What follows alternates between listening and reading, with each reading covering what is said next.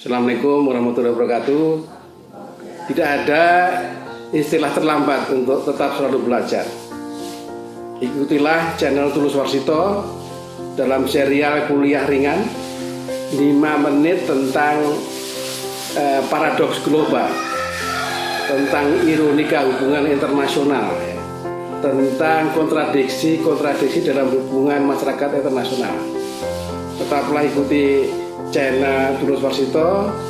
Jangan lupa like, subscribe, dan share. Assalamualaikum warahmatullahi wabarakatuh.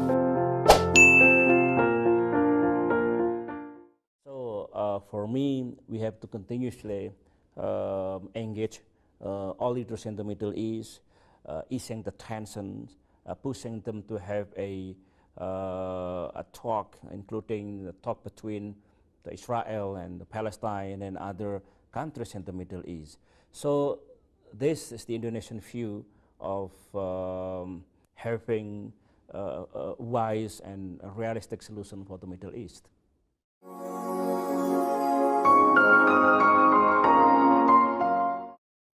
Assalamualaikum sahabat channel TW. Jumpa lagi dalam 5 Minutes Global Paradox yang kali ini akan membicarakan tentang paradoks politik luar negeri bebas aktif, yang walaupun kita bebas dan aktif tetapi kita istiqomah, yang seolah-olah tidak bebas. Jadi begini, belakangan ini ada satu selentingan berita yang seolah-olah mengindikasikan Indonesia akan menormalisasi hubungan diplomatik dengan Israel. Tapi menurut saya, terutama pertimbangan politik dalam negeri dibandingkan dengan politik internasional, masih lebih banyak membebani kita. Dengan kata lain, pertimbangan dalam negeri tidak memungkinkan kita untuk menormalisasi hubungan diplomatik dengan Israel. Mengapa demikian? Karena banyak hal. Tetapi walaupun ini saya anggap masuk akal seperti yang diajarkan dalam teori-teori hubungan internasional, tetapi ada beberapa hal yang menurut saya perlu ada sosialisasi, evaluasi yang meluruskan atau membengkokkan kalau itu lurus, kalau bengkok diluruskan mengenai beberapa pendapat kita dalam negeri tentang dukungan kita pada Palestina.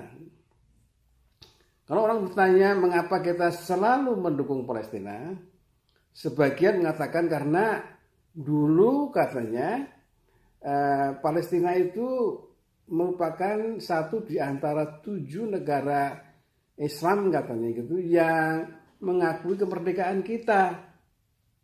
Nah, ini adalah satu alasan yang kedengaran masuk akal, tetapi menjadi blunder karena kalau hal itu benar, maka sesungguhnya Palestina itu sudah merdeka duluan daripada Indonesia, kan gitu logikanya. Jadi kalau kita percaya bahwa Palestina dulu merupakan salah satu dari beberapa negara yang mengakui kemerdekaan kita yang pertama, maka Palestina merupakan negara yang sudah merdeka, padahal tidak. Nah, jadi apa yang terjadi sebenarnya? Memang ada ketika itu orang Palestina, seorang sejarawan, seorang yang ketika itu warga negara Mesir tapi keturunan Palestina, yang ikut mendukung proklamasi kemerdekaan kita. Jadi bukan negaranya tapi orang berkebangsaan Palestina lah kira-kira gitu. Nah, juga pasti soal kemerdekaan, kalau kita ditanyakan mengapa kita selalu mendukung Palestina, ya karena Palestina itu belum merdeka katanya gitu. Jadi ada 2 pendapat yang saling bertentangan. Satunya sudah mendukung kemerdekaan kita sehingga sudah merdeka, tapi di sisi lain Palestina belum merdeka. Padahal berkali-kali dengan beberapa versi itu Palestina sudah merdeka. Paling tidak adalah model yang di bawah PLO, di bawah Yasser Arafat, yang pada tanggal 15 November 1988 itu diakui oleh beberapa negara. Dan kalau itu benar kan sudah 32 tahun dari sekarang. Bahkan pada tahun yang sama, 2 bulan kemudian pengakuan internasional terhadap ekstensi kemerdekaan Palestina itu sudah mencapai 78 negara. Sekarang ini sudah berlipat lebih dari 2 ya, yang jumlahnya di catatan PBB itu ada 138 negara ya, di mana 136-nya adalah negara berdaulat anggota PBB ya. Satunya lagi adalah anggota luar biasa PBB, sehingga cukup banyak. Karena anggota PBB seluruhnya itu hanya 193, sehingga sudah lebih dari separuh ya. Jadi apa ya, mungkin ada soal lain. Satu lagi yang menurut saya juga perlu diluruskan adalah kalau orang bertanya mengapa kita masih selalu mendukung Palestina, ya karena kita negara muslim terbesar di dunia dan itu persoalan agama Islam misalnya. Nah, saya ingin menegaskan bahwa soal Palestina itu adalah bukan soal agama atau agama Islam saja ya, karena orang Palestina itu tidak hanya Muslim tapi juga ada Nasrani dan yang lain-lain. Dan dengan pengetahuan seperti itu saya berharap saudara-saudara kita yang Nasrani di Indonesia juga ikut mendukung secara benar terhadap perjuangan rakyat Palestina ini. Lalu apa alasan mengapa kita tidak boleh atau tidak mau menormasi hubungan dengan Israel? Karena banyak hal yang lain. Satu lagi, salah satu yang perlu kita luruskan bahwa Palestina yang penduduknya kira-kira 4,6 juta itu sebenarnya GNP per kapitanya sudah tinggi, yaitu 2.900 sekian US dollar ya. Yang kalau kita baca model 10 atau 20 tahun yang lalu itu sudah hampir bisa dikatakan sebagai negara maju. Karena 3.000 US dollar per kapita ya itu dianggap negara maju. Sehingga pendek kata mereka itu sebenarnya cukup kaya secara ekonomi. Nah, jadi apa yang membuat kita belum bersedia untuk menormalisasi dengan Israel? Sebagian adalah karena juga kesalahpahaman politik dalam negeri terhadap dukungan itu. Yang kedua adalah karena kita yang ini yang paling tepat adalah karena kita menunggu adanya solusi 2 negara.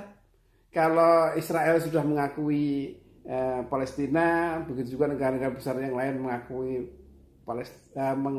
Palestina, maka kita tidak ada cara lain untuk menolak normalisasi hubungan kita dengan Israel.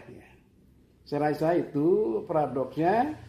Jangan lupa like, subscribe, dan share kepada yang lain. Assalamualaikum, terima kasih.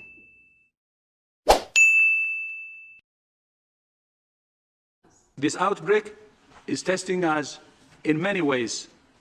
It's a test of political solidarity, whether the world can come together to fight a common enemy that does not respect borders or ideologies. It's a test of financial solidarity, whether the world will invest now in fighting this outbreak or pay more later to deal with its consequences. And it's a test of scientific solidarity. Will the world come together to find shared answers to shared problems?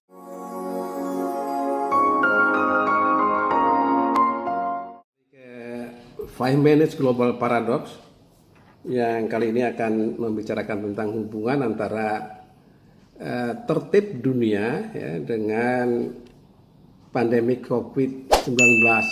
Dalam pembicaraan sehari-hari dalam hubungan internasional, dunia ini dianggap belum ada satu tertib gitu ya, satu order gitu yang mampu secara terpadu mengatur dunia. Yang terjadi atau yang berlangsung adalah yang kuat dianggap yang bisa mengatur ya, seperti misalnya klaim Cina terhadap Laut Cina Selatan. Di satu sisi dia mengakui meratifikasi konvensi hukum laut, tetapi dia melanggarnya sendiri ya. Dan banyak contoh yang lain yang kira-kira adalah secara singkat dunia itu anarkis, tidak ada tertib yang terpadu. Sampai suatu ketika datanglah apa yang disebut sebagai corona, virus corona, kira-kira setahun yang lalu ya, November Desember tahun 2019. Yang lalu oleh WHO, satu lembaga di bawah PBB, dinyatakan sebagai global pandemic, yang lalu mengatur kehidupan dunia ini dalam apa yang disebut sebagai protokol kesehatan. Yang kita juga sudah semua orang harus diminta untuk social distancing, menjaga jarak, cuci tangan dengan sabun setiap kali kita melakukan kegiatan, lalu menggunakan masker, dan menjauhi atau meniadakan kerumunan. Memang pada awalnya hal ini hanya merupakan kasus kesehatan, tetapi dampaknya pada ekonomi luar biasa karena orang harus menjaga jarak, lalu restoran harus dibatasi, penerbangan dihentikan hampir semuanya selama beberapa bulan. Lalu juga konferensi hampir tidak ada selama 1 tahun 2020 ya, dalam artian yang offline. Semua lalu diadakan secara online. Pendidikan semua dihentikan untuk offline. Nah, hal ini menyebabkan kegiatan manusia di seluruh dunia, migrasinya itu lalu berhenti. Orang diminta untuk work from home, bekerja dari rumah. Nah, menurut saya kalau ini adalah kenyataan seluruh dunia, memang tidak 100%, ya, artinya tidak ada data yang menunjukkan bahwa 100% orang seluruh dunia mengakui itu, tapi sebagian besar lah. Sebagian besar negara itu patuh dengan, karena apa? Karena datanya sangat mengerikan. Sampai detik ini yang terpapar virus kecil itu jumlahnya 67 juta orang. Yang meninggal sudah 1,54 juta. Ya. Kasus di Indonesia ya, yang terpapar 532 ribu, yang meninggal 17 ribuan, 17.800. Nah, ada negara besar yang sangat sangat menafikan ini, terutama Amerika dengan Trumpnya yang agak gila itu, yang sampai sekarang dia nggak mau pakai masker, dan dia karena pernah kena dan sembuh lagi tentu saja. Itu datanya lebih mengerikan. Kalau di Indonesia tadi yang terpapar 582, di Amerika itu 14 juta, ya, hampir 15 juta yang terkena. Dan yang meninggal sudah 283 ribu, ya, lebih 10 kali lipat Indonesia. Sehingga apa? Sehingga data itu, entah itu benar atau tidak, itu soal kemudian ya, itu mengesahkan kekuatan COVID itu sedemikian rupa sehingga dunia ini menjadi lemah lunglai. Menurut saya, secara sistem internasional, dunia ini lalu menjadi hanya unilateralisme aja. Jadi menjadi unilateral saja karena yang mengatur COVID itu. Dan atau juga bisa kita sebut tertib dunia menjadi monopolar. Ininya polarnya, kutubnya satu, yaitu protokol kesehatan itu. Atau secara umum pandemi COVID-19 ini mengubah dunia itu menjadi totalitarisme global totalitarianism. Ini satu keadaan yang menurut saya secara hubungan internasional menjadi sangat absurd dan sangat aneh, karena baru kali ini ada satu kekuatan ya, yang memungkinkan dunia itu diatur secara sama. Paling tidak dalam seluruh tahun 2020 kemarin itu keadaan hampir semua di seluruh dunia itu pada ketakutan terhadap COVID-19, dan tampaknya sama semua, mukanya ditutup, tangannya dicuci, ketakutan untuk datang ke pesta, dan pesta juga memang tidak ada. Kerumunan juga menjadi satu momok yang mengerikan, dan itu yang saya anggap sebagai totalitarisme global. Rasa itu jangan lupa like, subscribe, dan share. Boris Yeltsin, president of Russia, and his Belarus and Ukrainian counterparts signed the dissolution of the Union and created, in the USSR's wake, the Commonwealth of Independent States.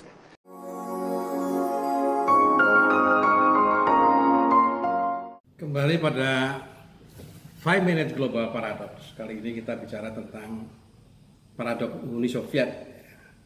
Mengapa Uni Soviet? Karena Uni Soviet merupakan salah satu negara superpower pada era Perang Dingin pada tahun 1945 hingga 1990. Begitu besarnya, tetapi nyatanya Uni Soviet kolaps.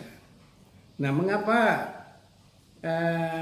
kita katakan sebagai paradoks atau terdapat hal-hal yang ironis, yang berseberangan begitu ya. Yang pertama adalah ya, Uni Soviet ini dalam sejarah merupakan negara dengan pemerintahan komunis sosialis yang pertama kali di dunia. Pertama kali lahir ya, tahun 1922 itu, yang dimulai dari revolusi Februari tahun 1917 yang diteruskan dengan revolusi Oktober yang juga dikenal sebagai revolusi Bolshevik pimpinan Lenin ya, dan juga sering juga disebut sebagai revolusi Lenin yang kemudian melengsarkan kekaisaran Rusia ketika itu, lalu membentuk Uni Soviet sebagai Republik Sosialis yang pertama. Dalam sebutannya dalam bahasa Inggris disebut sebagai USSR, United Soviet Socialist Republik Sosialis Soviet Union begitu. Yang adalah merupakan tadi saya katakan negara dengan pemerintahan sosialis komunis pertama yang oleh Lenin dibanggakan karena sebagai muridnya Marxisme, Marx ya, dia bisa melaksanakan ajaran itu. Tetapi paradoksnya atau ironisnya adalah Uni Soviet jugalah yang merupakan negara komunis pertama kali yang meninggal dunia, yang kolaps dan terpecah belah menjadi 14 negara baru. Di dalam hal seperti itu, ya, ada beberapa hal yang saya rasa perlu kita catat kemudian, yaitu misalnya dalam hal kepemilikan hak veto di Dewan Keamanan PBB misalnya, ya, itu kejadiannya tidak sama dengan kebetulan Cina merupakan teman dekatnya di dalam masa Perang Dingin, ya, sama-sama komunis, sama-sama bermusuhan dengan Amerika, ya, sama-sama dia adalah merupakan salah satu anggota tetap Dewan Keamanan PBB, seperti yang mestinya orang HI tahu. Anggota tetap Dewan Keamanan PBB adalah para pemenang perang dunia kedua, ya, antara Uni Soviet dan teman-temannya dengan Amerika melawan fasisme Jepang dan Jerman, ya, karena menang lalu dia menguasai dunia, membuat PBB lalu membelah-belah.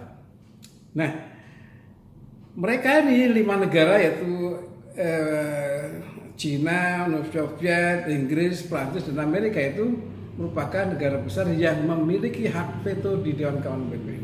Nah, tetapi kenyataannya Uni Soviet berkolaps, meninggal dunia dan pecah jadi 14 negara baru. Juga begitu juga Cina yang pada waktu berakhirnya Perang Dunia itu dipimpin oleh Cina nasionalisme pada tahun 47, dia digeser oleh Cina komunis. Sementara Cina komunis memperjuangkan hak veto di PBB itu hingga hampir 10 tahun lah gitu, karena baru tahun 1957 didapat. Nah, jadi Cina yang memperoleh hak veto itu adalah Cina daratan atau Cina komunis, sementara Cina nasionalis tersingkir di Taiwan. Sementara Rusia ini agak lebih mulus karena dia tidak begitu susah memperjuangkan keberlanjutan hak vetonya Uni Soviet dengan Rusia. Ya, itu satu. Nah, yang ketiga unsur paradok yang bagus untuk kita diskusikan adalah mengenai model komunisme di Cina dan di Uni Soviet. Kalau di Cina basisnya adalah komunisme petani, sedangkan di Uni Soviet ada komunisme industri. Nah, di Uni Soviet gagal.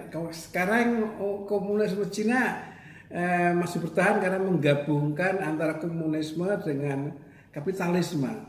Kalau kita lihat kegagalan Soviet itu karena industri, maka sangat mungkin Cina pada akhirnya juga akan, menurut saya, akan kolaps karena industrialisme akan menciptakan orang-orang kaya baru, orang yang merdeka, yang mau tidak mau nanti akan juga melawan komunisme. Siapa tahu. Terima kasih.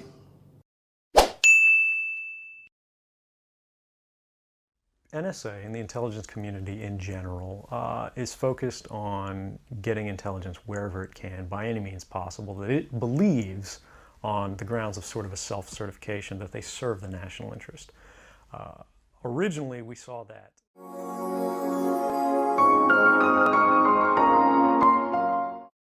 Sahabat Channel TV, kali ini kita berjumpa lagi dengan 5 Minute Global Paradox dalam perbincangan mengenai diplomasi baru dengan konsep Wikileaks.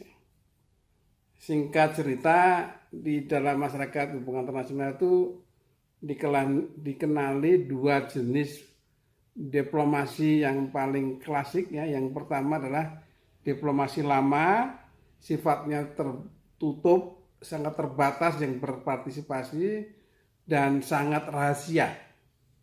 Nah, yang kedua adalah yang baru, yang terbuka, yang partisipatif. Batasannya adalah ketika negara itu mengenali konsep negara bangsa sejak Westphalia. Yang sebelumnya negara itu adalah kerajaan, yang negara itu sama dengan hanya raja saja. Kalau sekarang negara bangsa itu meliputi banyak hal, terutama warga negara yang semakin berubah. Ya.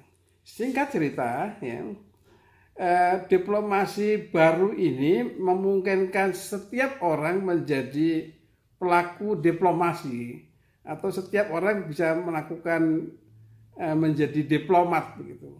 Nah, tetapi keterbukaan ini sebenarnya seterbuka apa? Ini yang akan kita bicarakan. Kira-kira zamannya Pak SBY, Indonesia pernah diretas ya, disadap oleh Australia, sehingga beberapa pembicaraan yang dilakukan oleh Pak SBY dengan almarhumah Ibu Ani dan beberapa anggota kabinet itu terekam atau terdeteksi oleh Australia. Ketika kita protes dalam hal ini, mereka tenang-tenang saja karena mereka berpikir bahwa informasi yang bisa kami peroleh yaitu berarti informasi terbuka, nggak apa-apa. Walaupun kita tersinggung karena hal itu menjadi bagian dari etika diplomasi. Juga pada waktu tahun 2013 terjadi satu peristiwa yang sangat heboh karena Edward Snowden, seorang pekerja pada Dinas Keamanan Amerika, itu membocorkan rahasia negara ya, karena dia kerja di Dinas Rahasia Amerika, yang dia tidak tahan karena ternyata ketika dia menangani program yang sangat rahasia, yaitu program Prisma gitu ya, itu mendapati bahwa Amerika itu dengan kemampuannya sedemikian rupa itu mengodok-odok informasi rahasia dari negara-negara sahabat mereka, Perancis, Inggris maupun Jerman. Nah, oleh karena itu dia lalu membocorkan hal ini kepada pers ya, karena tidak tahan etikanya dia, lalu dia menjadi buron sampai sekarang ya. Nah, hal ini menunjukkan ada persoalan bahwa rahasia negara itu harus menjadi bagian dari batas keterbukaan itu.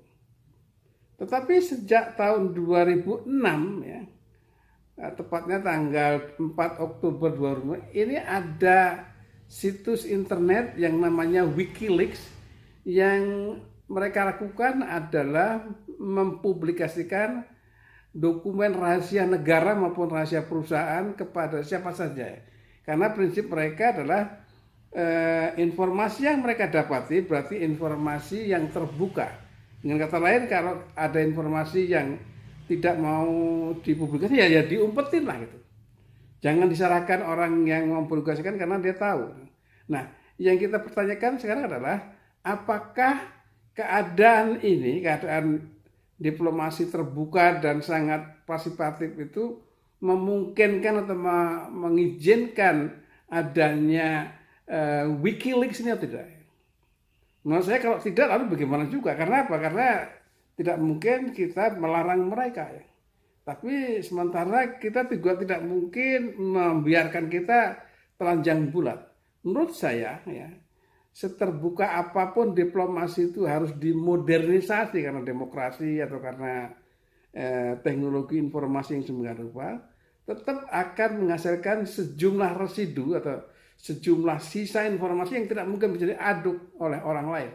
Karena diplomasi sebagai proses komunikasi tetap harus meninggalkan rahasia. Kalau tidak berarti diplomasi itu semacam komunikasi tanpa aurat, jadi tanpa rahasia itu tidak mungkin. Ya. Selesai itu jangan lupa like, subscribe, dan share. Terima kasih.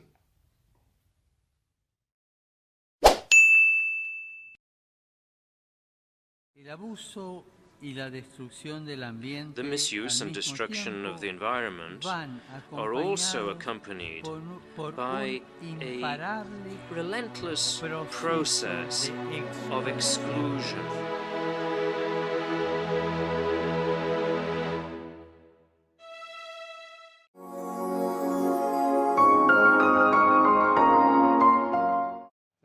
Channel TV, jumpa lagi dalam 5 Minutes Global Paradox.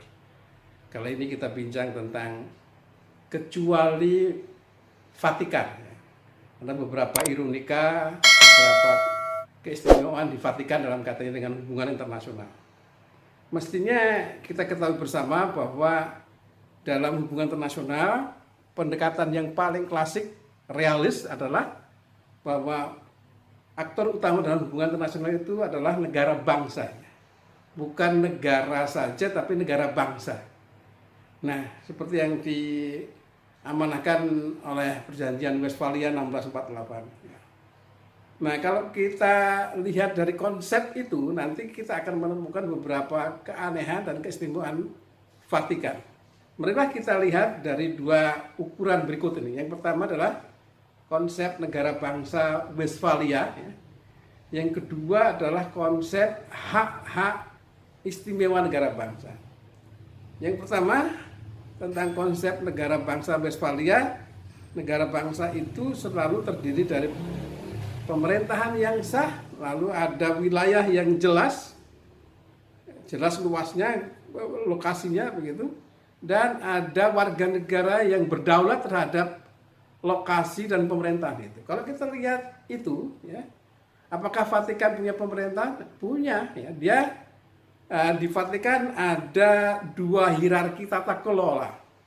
Yang pertama adalah monarki yang teokratis. Teokratis itu pemerintahan berdasarkan agama, berasal dari Theo dan Kratos. Theo, Tei, Dea, Dei, Dewa, Dewi itu adalah Tuhan. Kratos adalah, Krasia adalah sistem pemerintahan. Jadi teokrasi adalah sistem pemerintahan yang ujungnya pemerintahan itu adalah punya kekuasaan Tuhan.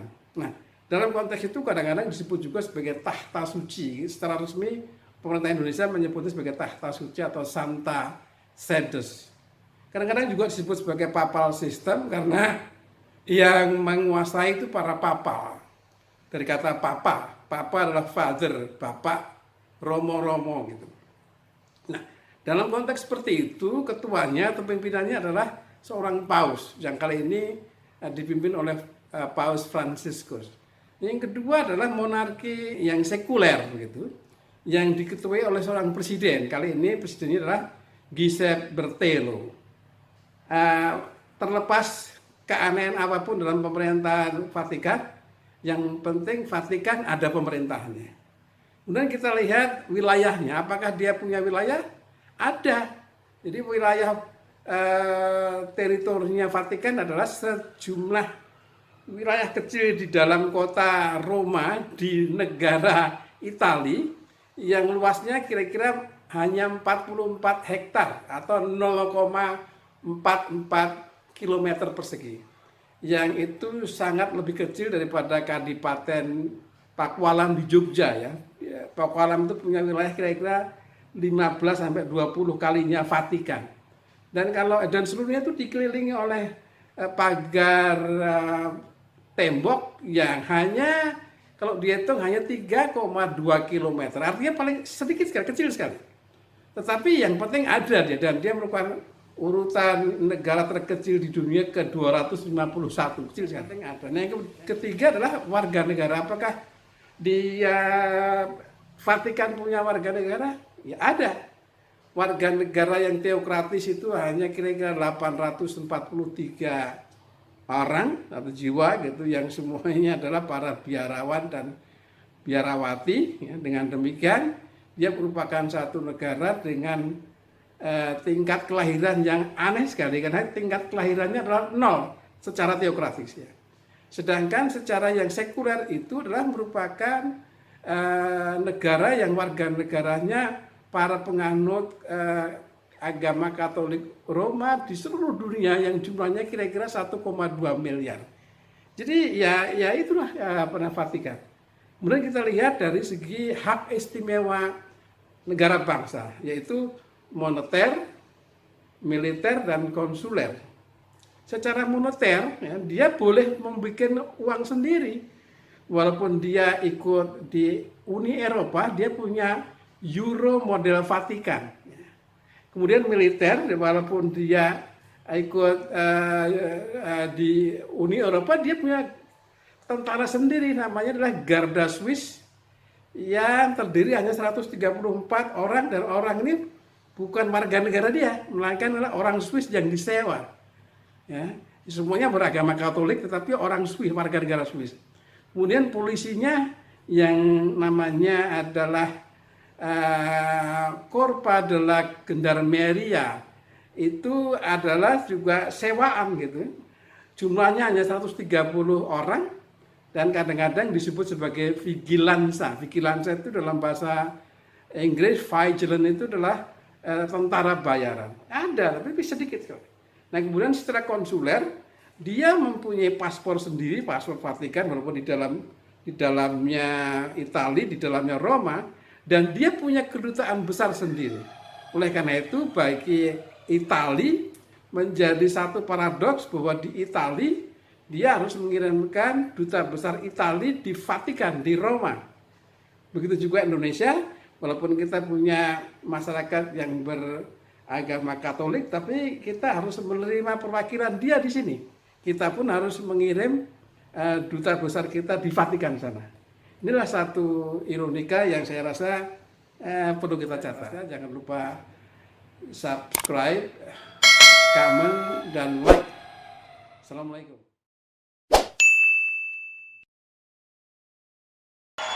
And to use a favorite term that all of you people really came up with, we will stop the steal. And by the way, does anybody believe that Joe had 80 million votes? Does anybody believe that?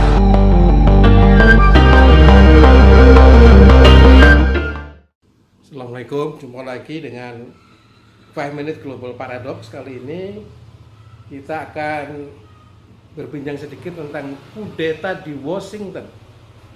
Kudeta di Washington mana mungkin? Ya sebenarnya tidak sepenuhnya kudeta sih, tetapi karena kejadian di Amerika menjadi seolah-olah kudeta. Bagaimana kejadiannya adalah kira-kira tadi malam waktu Indonesia atau hari Rabu waktu Amerika, ketika Kongres sedang menghitung perolehan hasil pemilihan presiden di Amerika.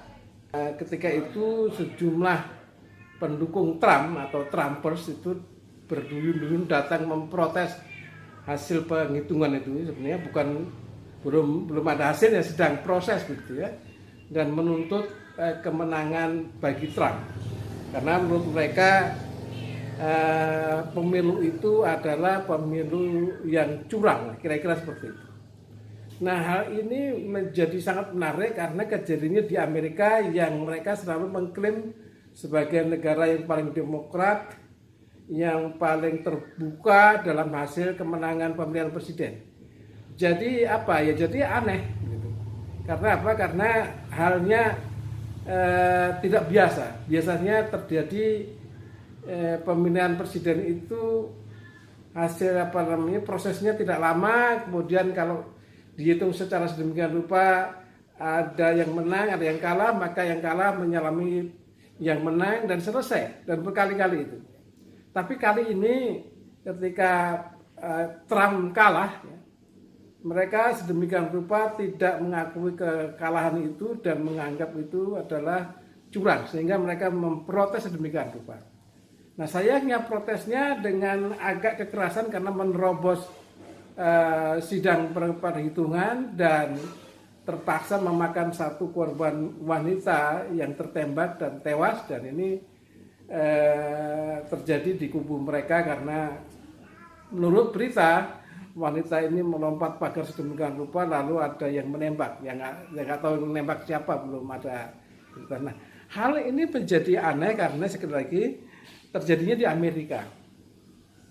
Bahkan sebenarnya mereka ini akan menuntut ketika misalnya ternyata Joe Biden itu dianggap menang dan akan dilantik pada tanggal 20 Januari mendatang, mereka akan tetap melakukan pelantikan Trump sebagai presiden yang kedua, pelantikan yang kedua. Ini sesuatu yang sangat aneh karena ini Amerika. Nah, mengapa hal itu terjadi? Karena beberapa hal, mungkin ada semacam kejenuhan atau semacam kelengahan sehingga proses pemilihan presiden itu menjadi sangat biasa, lalu terlena terpilihnya Trump. Padahal Trump adalah orang yang menurut beberapa warga negara Amerika termasuk orang yang sangat berbahaya karena pikiran-pikirannya sangat liar, ya, mungkin karena dia sangat kaya dan juga sudah termasuk sangat lanjut usia sehingga tidak bisa melihat kenyataan secara progresif gitu ya, sehingga susah untuk dibayangkan dan dikenali manfaatnya. Nah, hal ini menjadi aneh karena biasanya hal-hal ketidaksukaan atau ketidakcocokan, ketidaksetujuan itu terjadi di negara yang berkembang. Maka menurut saya kalau ini benar-benar terjadi nanti ada pelantikan kedua bagi Trump, kayaknya yang biasanya Indonesia itu meniru Amerika, kali ini Amerika meniru Indonesia dengan segala macam keanehan hasil pemilihan presiden ini. Nah, oleh karena itu menjadi penting bagi kita bahwa sehebat Amerika itu, ya, pemilihan presidennya masih juga dibayang-bayangi oleh satu sistem yang nyatanya masih bisa diterobos ketidaksetujuannya oleh kelompok-kelompok yang kedengarannya sangat primitif, ya. Bagi orang Amerika, kejadian ini adalah failed insurrection, pemberontakan yang gagal begitu. Saya rasa itu yang perlu kita catat. Terima kasih. Assalamualaikum. Jangan lupa like, subscribe, dan share kepada yang lain.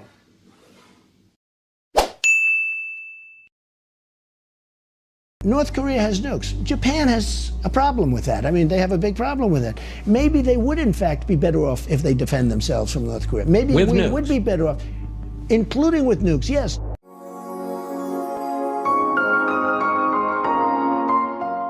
Kembali dalam 5 Minutes Global Paradox. Kali ini kita bicara tentang paradoks teknologi persenjataan yang dalam studi hubungan internasional, dalam studi tentang pertahanan dan keamanan nasional, biasanya kita dibawa pada sejarah persenjataan. yang kalau kita sederhanakan perkembangan itu dalam konteks senjata tradisional di satu pihak dan nanti senjata modern, kita memperoleh kesimpulan yang kira-kira seperti ini. Dalam hal senjata tradisional seperti misalnya parang, celurit atau arit misalnya atau keris misalnya gitu ya, maka dia itu bersifat jarak dekat, lalu korbannya adalah satuan, ya. Lalu dia masih bersifat manusiawi. Maksudnya apa? Maksudnya kalau kita menggunakan keris misalnya, maka korbannya harus dekat dengan kita. Kalau korbannya itu jauh, apalagi di luar kota, di luar Jawa, kita nggak bisa membunuhnya dengan keris. Dia harus dekat kita, lalu kita tusuk. Lalu korbannya, jumlah korbannya adalah satuan. Kita tidak mungkin bisa membunuh 10 atau 100 orang sekaligus dengan keris, tidak mungkin. Jadi satu kita bunuh, mati, bunuh lagi, begitu. Dan sifatnya juga masih manusiawi. Artinya cara kita membunuh itu kita berhadapan dengan korban, lalu ada komunikasi psikologis. Kalau kita perang membunuh orang, membunuh musuh, tapi musuh itu ternyata adalah mantan kita misalnya gitu, sangat mungkin nggak jadi dibunuh karena punya perasaan yang berbeda. Nah kira-kira seperti itu ya, senjata tradisional. Sedangkan senjata modern apalagi yang nuklir ya, senjata mesin apalagi nuklir itu sifatnya beda. Di samping juga bersifat massal ya, dia juga jarak jauh dan juga dia tidak manusiawi ya.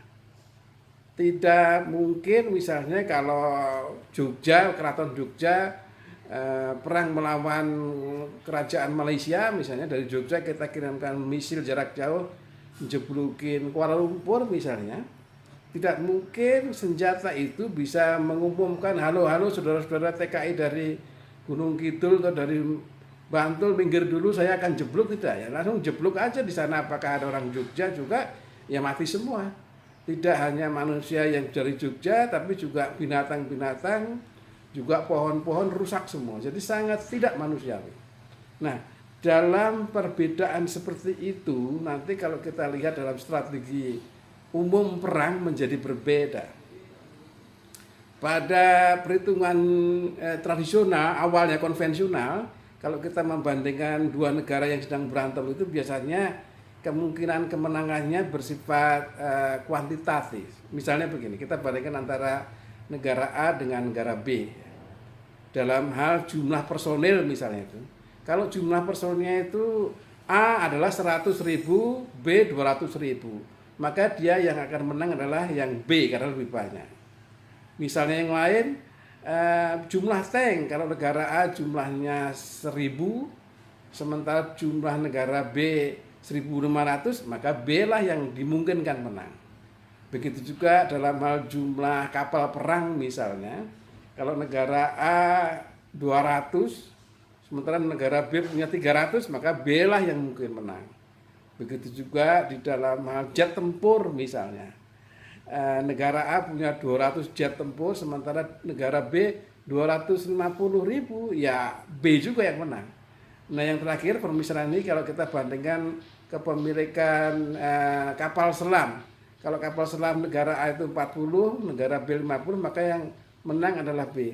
Perhatikan yang terakhir ini dalam hal kepemilikan nuklir. Jadi ini yang super modern.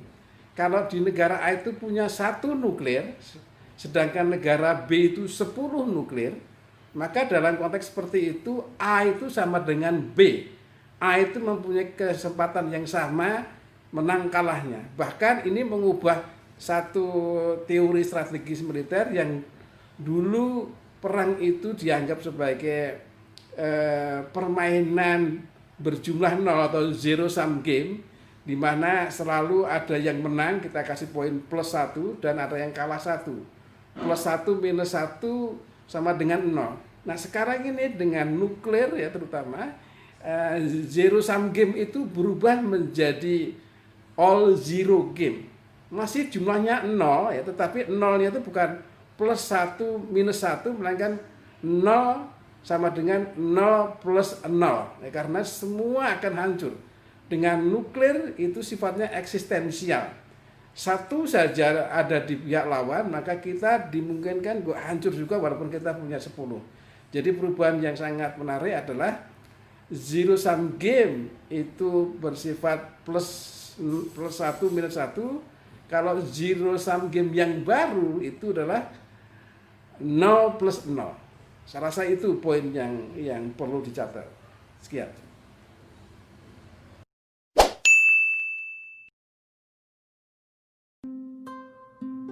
I have directed Secretary Connally to suspend temporarily the convertibility of the dollar into gold or other reserve assets.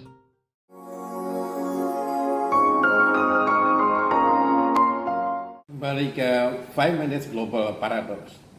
Kali ini kita akan bicara tentang gaya hidup masyarakat manusia di planet bumi ini. Ya, supaya lalu kita bisa memahami pola hubungan masyarakat internasional secara dasar lah. Saya bagi modelnya itu hanya dalam 2 ekstrim saja supaya mudah karena waktunya sangat terbatas. Yang pertama adalah model Tarzan. Nanti yang kedua adalah model Superman. Model Tarzan ini adalah satu pola gaya hidup di mana manusia pada awalnya dulu itu sangat tergantung dari alam. Ya. Bahkan kita bisa mengatakan bahwa hidup manusia itu sama sekali 100% tergantung dari alam. Oleh karena itu makan minumnya, makan hidupnya ya dari alam. Kalau lapar ada durian makan durian, ada jagung makan jagung. Kalau sudah kenyang ya tidur.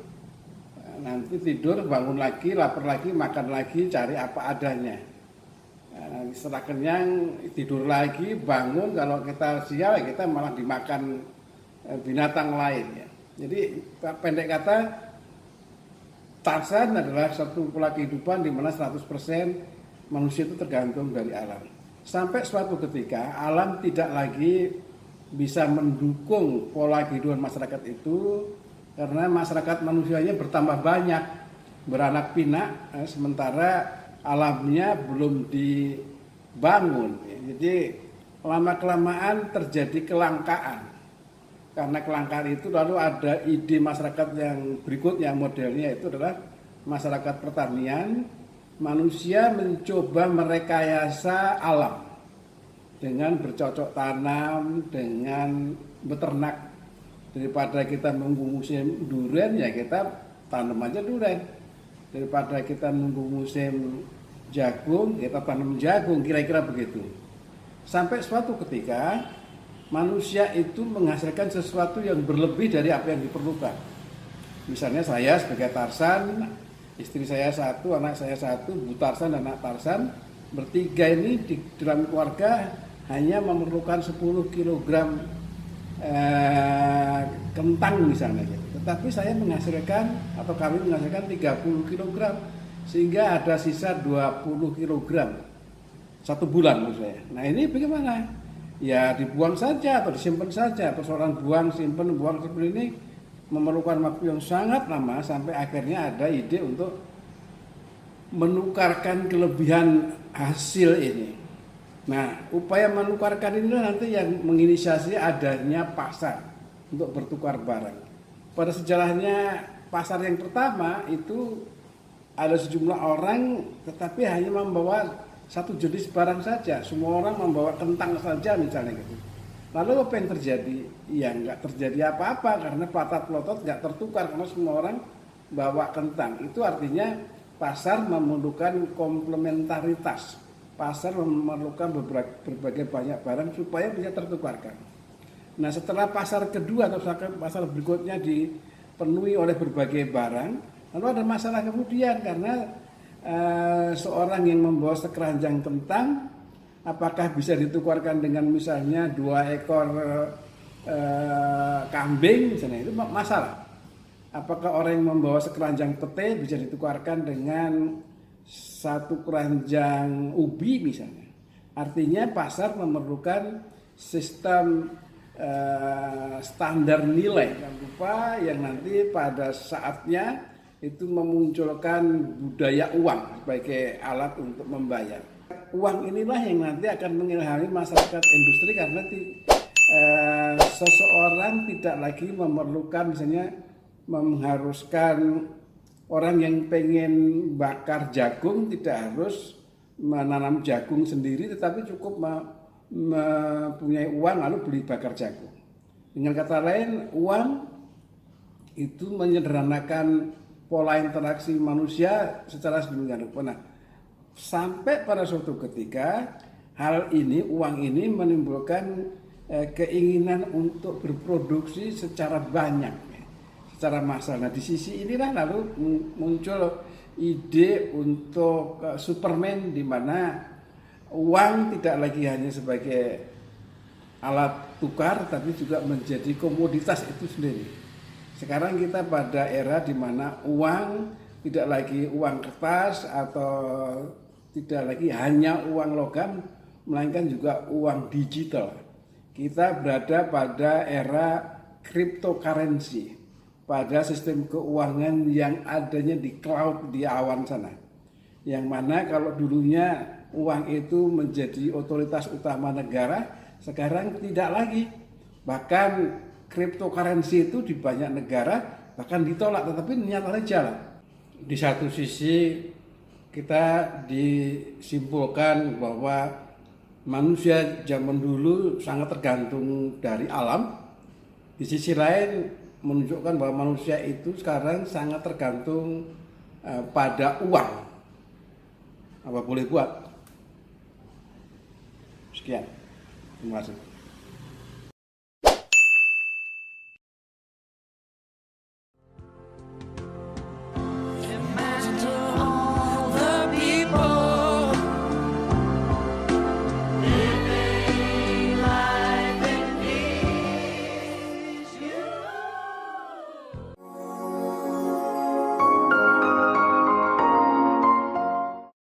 Ya, lagi dengan 5 Minutes Global Paradox. Kali ini kita bicara tentang paradoks perdamaian. Jadi isu yang paling klasik kalau orang membicarakan tentang masyarakat dunia, masyarakat internasional, itu titik ekstrimnya adalah bicara tentang perang di satu hal dan damai di hal yang lain. Perang itu seolah dibenci tapi susah dihindarkan dan nyatanya ada. Sedangkan damai itu diidolakan, diidamkan tapi juga susah untuk dibuat. Nah, kita akan bicara bagaimana manusia berusaha untuk menciptakan perdamaian. Nah, menurut saya ada dua kunci yang paling populer yang semuanya dua-duanya masuk akal sebenarnya. Kalau sekedar logika ya saja ya. Tapi masuk akal itu tidak lalu otomatis mudah. Yang pertama adalah perdamaian akan bisa diciptakan kalau di dunia ini tanpa senjata gitu. Jadi perlu dilucuti gitu. Jadi atau bahkan yang ekstrem lagi seperti yang dinyanyikan oleh John Lennon itu adalah imagining of no anything, no religion, no state, no anything. Itu diharapkan lalu damai. Memang ideal ya kita membayangkan nggak ada senjata, nggak ada negara, nggak ada agama. Karena negara dan agama sering menjadi pemicu perang. Gitu. Tetapi kan susah untuk melaksanakan itu. Katakanlah untuk melucuti senjata, bagaimana caranya? Bagaimana caranya orang yang tidak bersenjata melucuti negara besar yang bersenjata? Tidak mungkin. Nah, di sisi lain ada yang agak masuk akal, yang sering slogankan menjadi civis pacem para bellum. Jadi katanya ini bahasa Latin yang bunyinya kalau kalian pengen damai, ya, itu bersiap-siaplah untuk perang. Jadi konsep ini menunjukkan bahwa kalau kita ingin damai, kita harus jangan kelihatan lemah. Ya. Karena kita dibiarkan lemah, maka ada orang lain berani kepada kita. Kalau kita jagoan bawa senjata kayak Rambo itu diharapkan orang malas melawan kita. Nah ini satu hal yang logis tapi juga sulit. Karena apa? Karena logika orang maju perang itu ya, kalau nggak karena merasa bisa menang gitu ya, merasa dirinya besar gitu ya, juga ada kalanya karena nekat. Ya. Jadi susah untuk membayangkan bahwa orang yang nggak maju perang itu hanya karena melihat kita lebih jagoan.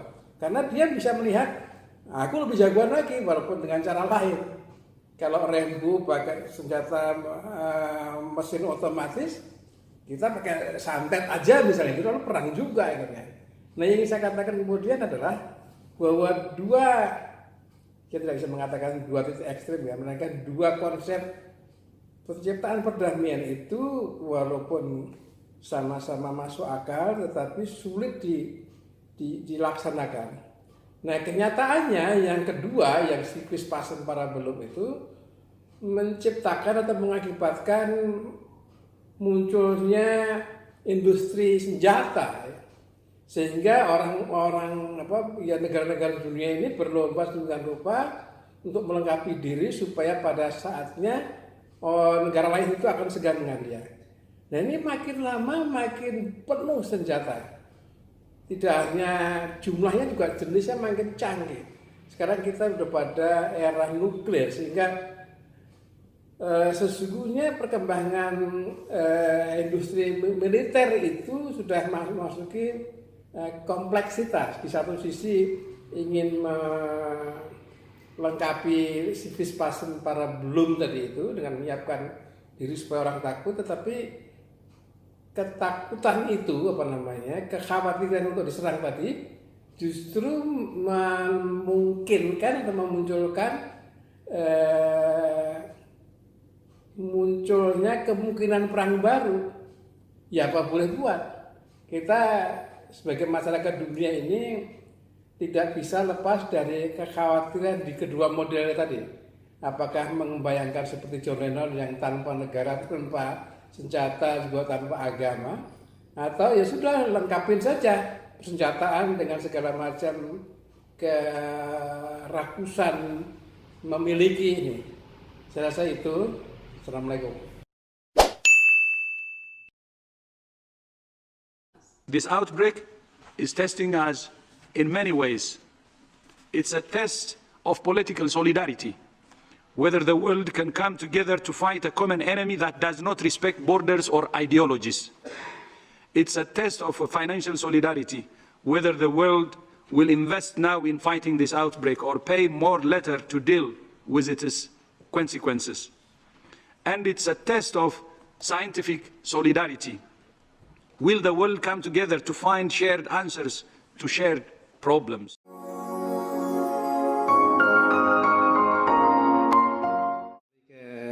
5 Minutes Global Paradox yang kali ini akan membicarakan tentang hubungan antara tertib dunia ya, dengan pandemi COVID-19.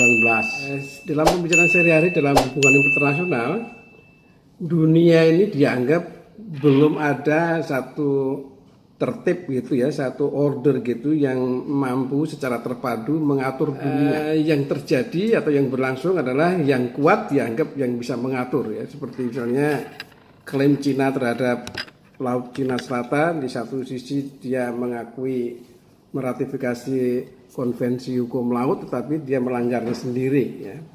Dan banyak contoh yang lain yang kira-kira adalah secara singkat dunia itu anarkis. Tidak ada tertib yang terpadu. Sampai suatu ketika datanglah apa yang disebut sebagai corona, virus corona. Kira-kira setahun yang lalu ya, November Desember tahun 2019. Yang lalu oleh WHO, satu lembaga di bawah PBB, dinyatakan sebagai global pandemic. Yang lalu mengatur kehidupan dunia ini dalam apa yang disebut sebagai protokol kesehatan, yang kita juga sudah apa, semua orang harus diminta untuk social distancing, menjaga jarak, cuci tangan dengan sabun setiap kali kita melakukan kegiatan, lalu menggunakan masker, dan menjauhi atau meniadakan kerumunan.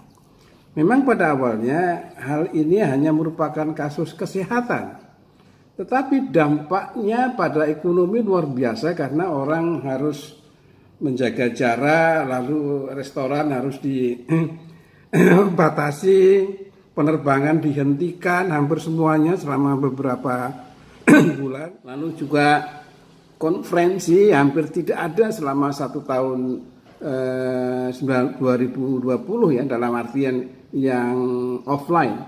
Semua lalu diadakan secara online.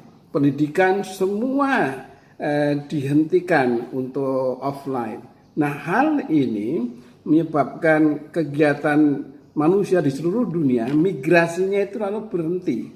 Orang diminta untuk work from home, bekerja dari rumah. Nah, menurut saya kalau ini adalah kenyataan seluruh dunia, memang tidak 100%, artinya tidak ada data yang menunjukkan bahwa 100% orang seluruh dunia mengakui itu, tapi sebagian besar lah. Sebagian besar negara itu patuh dengan, karena apa? Karena datanya sangat mengerikan.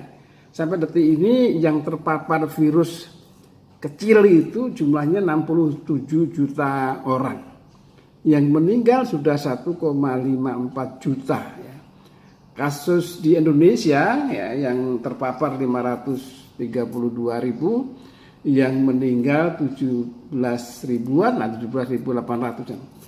Nah, ada negara besar yang sangat sangat menafikan ini, terutama Amerika dengan Trumpnya yang agak gila itu, yang sampai sekarang dia nggak mau pakai masker, dan dia karena pernah kena dan sembuh lagi tentu saja.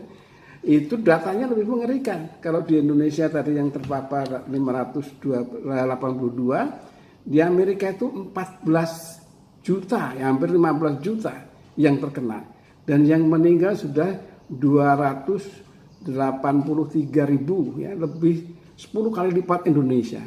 Sehingga apa? Sehingga data itu, entah itu benar atau tidak, itu soal kemudian ya, itu mengesahkan kekuatan COVID itu sedemikian rupa sehingga dunia ini menjadi lemah lunglai. Menurut saya, secara sistem internasional, dunia ini lalu menjadi hanya unilateralism aja.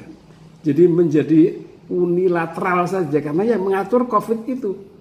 Dan atau juga bisa kita sebut tertib dunia menjadi monopolar. Ininya polarnya, kutubnya satu, yaitu protokol kesehatan itu. Atau secara umum pandemi COVID-19 ini mengubah dunia itu menjadi totalitarisme global totalitarianism. Ini satu keadaan yang menurut saya secara hubungan internasional menjadi sangat absurd dan sangat aneh, karena baru kali ini ada satu kekuatan ya, yang memungkinkan dunia itu diatur secara sama.